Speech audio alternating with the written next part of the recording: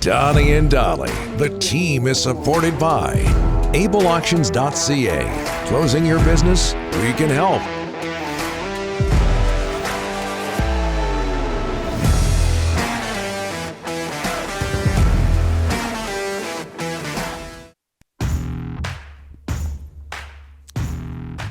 Elliotte Friedman standing by. All of our guests today, including Elliotte, sponsored by Basant Motors. Basant Motors trying to do Santa's job again this Christmas. They are giving away gifts with all purchases. Learn more at basantmotors.com. On top of his apartment being used in Johnstown, Pennsylvania for Slapshot, Bruce Boudreau was also an extra. He was an extra. An opposing player in the movie Slapshot, which of course means he'll have success with the Canucks. Yes. Right? It all works. Joining us now from Hockey Night in Canada and the 32 Thoughts podcast, a busy Elliotte Friedman. How are you, sir? I'm good, guys. How are you guys doing? Good. Very, very good. What's a day like yesterday for you, a day the Canucks make all those moves and the Flyers' moves were imminent as well? Basically, the Flyer stuff really didn't happen until today, Don, because we were watching that game last night, but we were all sitting there thinking, what is going to come out of this, because it was just really ugly. The Vancouver one, there started to be some rumors in the afternoon that something was going down, that there were changes coming. And from then, at that point in time, it's just a race to try to confirm them.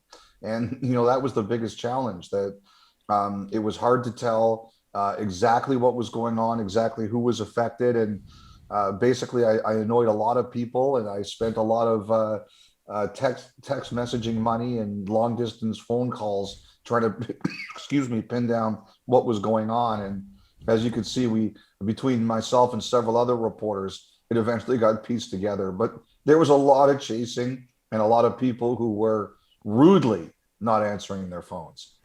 You're the best in business, Elliotte, and you're a great follow yesterday, needless to say. What was your reaction to the Canucks moves? Boy, surprised but not surprised, Don, I think would be the right answer, because the thing I'd heard a lot was they were determined to be patient. They were determined to not make a move that didn't blow up in their faces over the next decade. And everything I reported on and everything I chased was with that philosophy in mind. And then, I think Saturday night really changed things, between the way the fans reacted at the game with the booing and the chanting and the throwing of the jersey, but also the way the team played and how defeated it looked at the end of the game.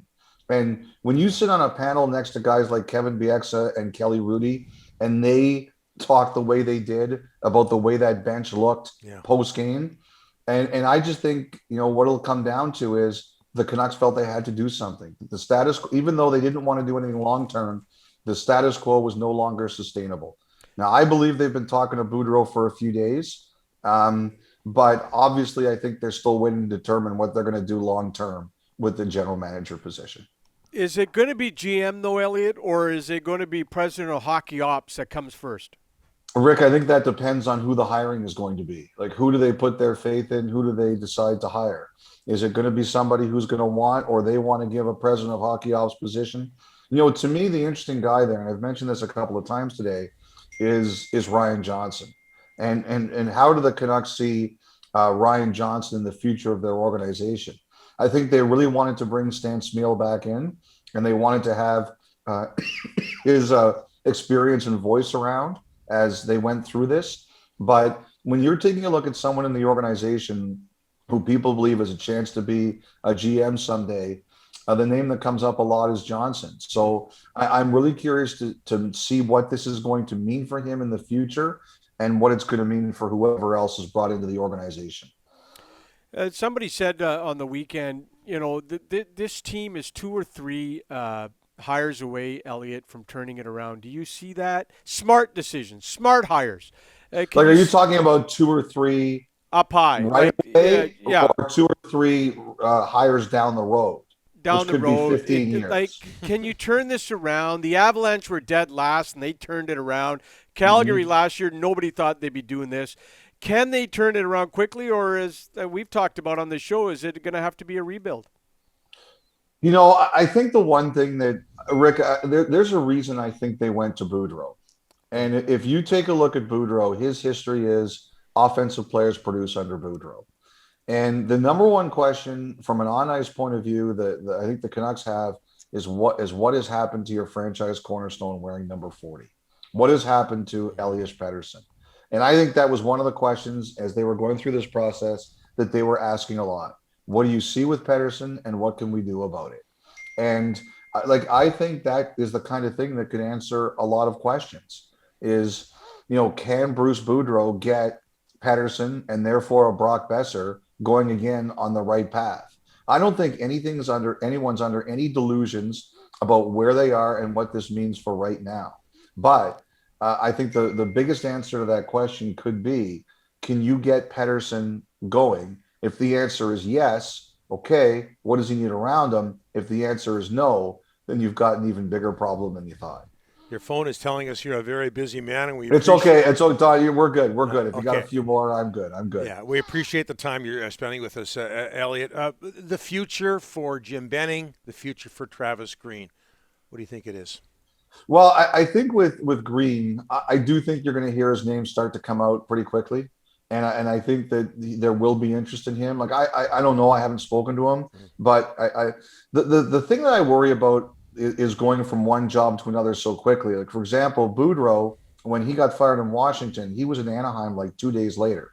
But that was good for Boudreau. He waited so long to get his NHL chance that he liked that. For example, that you guys remember, John Tortorella. I remember when he got hired in Vancouver, I remember thinking this, I worry about that because I don't think he processed being fired in New York, and it didn't work. And so I think Green will take a little bit of time, but I think he's going to be in. In demand as a head coach. When it comes to Benning, I think with Benning, I don't know if he'll be a GM again. I don't know, to be honest, if he'll want to be a GM again. Yeah. But I do see him as a scout again sometime in the future. Why didn't it work for AV, former Canuck head coach, in Philadelphia? He got there. The one thing I'd wonder about Vigneault, honestly, Don, is it's kind of the same thing I talked about with Tortorella. Like Vigneault was out for a year before he got into Philly. It wasn't right away like Tortorella was, but I remember someone telling me at the time that they weren't convinced that Vigneault was the right fit for Philly, and did he feel like Philly was the right place for him? But when they make you that kind of offer, you can't say no, right? You have to go take it. And they had a good first year together.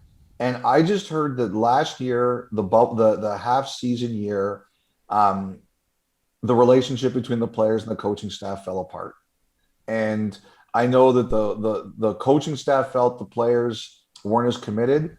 And I think the players felt the coaching staff wasn't as in tune to the challenges of playing in the pandemic as the players wanted. And I think they tried to fix that this year, but I just don't think it ever happened. I think if you look at it, they made some deals and it just didn't get fixed. And I just think that last year created a strain between players and coaching staff that they just could never solve. Elliotte, fabulous as always. Thank you so much for this. Appreciate it. All right, guys. Have a great week. Speak to you in a couple of weeks.